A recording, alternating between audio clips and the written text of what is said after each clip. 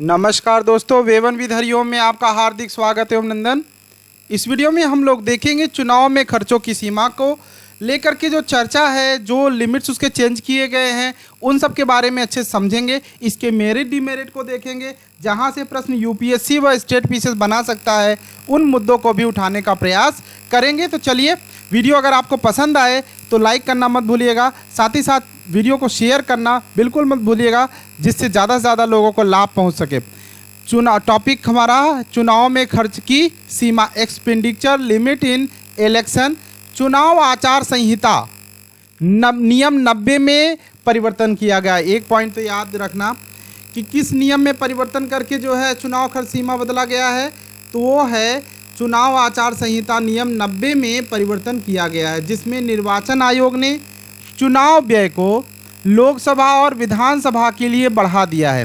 तो अब एक दूसरी बात यहाँ से ये निकल के आ गई कि ये जो चुनाव व्यय होता है, इसको बढ़ाने का काम कौन करता है? तो निर्वाचन आयोग करता है। ये बात समझिएगा। जब वहाँ कथन देगा तो इस प्रकार के कथन आपको देखने को मिल सकते हैं, तो इस बिंदु को आपको ध्यान रखना होगा।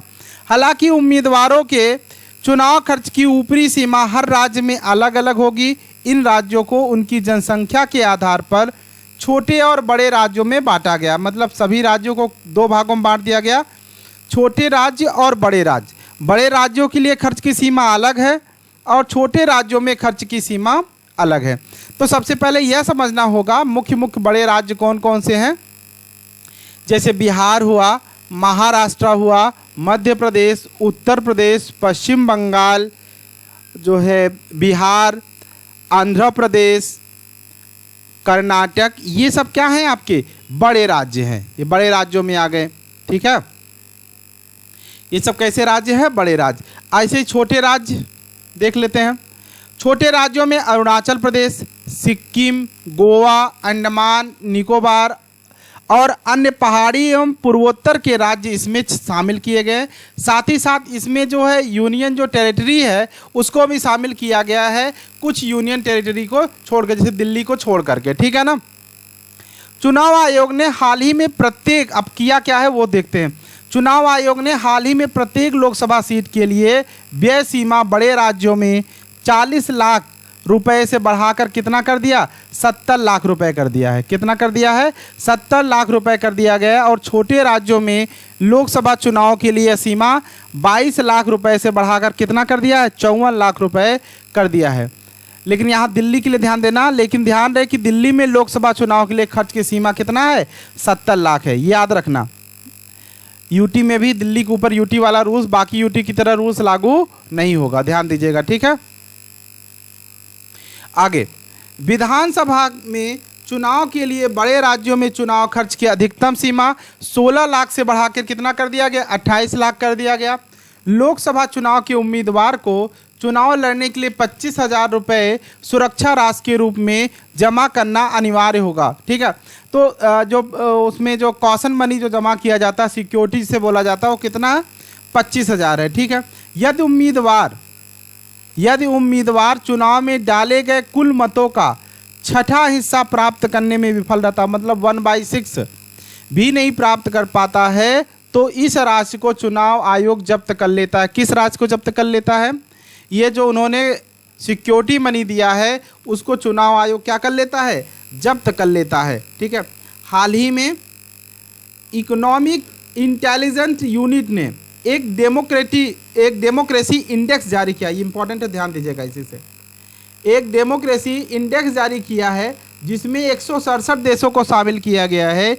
इस इंडेक्स में भारत का स्थान कौन सा है? 41वां है। कौन सा स्थान है? 41वां स्थान भारत को प्राप्त हुआ है, ठीक है। 41वां स्थान जो है भारत को प्राप्त हुआ है। और भारत का जो स्कोर है वो 10 में से 7.23 है। क्या है? 10 में से 7.23 है, 7.23 है। इस डेमोक्रेसी इंडेक्स में बताया गया है कि विश्व में केवल 4.5% लोग फुल डेमोक्रेसी में रहते हैं। मतलब फुल डेमोक्रेसी बहुत से राज्यों में, बहुत से देशों में है, परंतु फुल डेमोक्रेसी की अगर बात किया जाए सिर्फ 4.5% लोग ही फुल डेमोक्रेसी में रहते हैं। बदलते समय में देश में चुनाव में बढ़ते खर्चों को देखते हुए अब इस बात पर चिंता व्यक्त की जाने लगी है कि क्या संसद में सिर्फ वही लोग पहुंच सकते हैं या चुनकर जा सकते हैं जिनके पास रुपया है। क्या जनता का प्रतिनिधि होने के लिए सिर्फ धनी होना ही जरूरी है? लोगों में सेवा भावना और ईमानदारी की कोई कद्र नहीं है। तो ये सब बातें उठ कर के उपज करके सामने आ रही। तो आपको मेन क्या बात समझना है कि चुनाव में व्यय की जो सीमा है उसको कौन बढ़ाता कौन घटाता है ये पता होना चाहिए। ठीक है, कितना बढ़ाकर कितना कर दिया गया ये पता होना चाहिए। ठीक है, सिक्योरिटी मनी कितने जमा किया जाता है, ये तमाम बातें जो अभी हमने बताया ये आपके दिमाग में होना चाहिए। ठीक है, अगर आपको इसका PDF चाहिए तो आपको ये नीचे दिया गया नंबर 9452936338 पर क्या करना होगा, व्हाट्सअप करना होगा अपना नाम और जगह का नाम।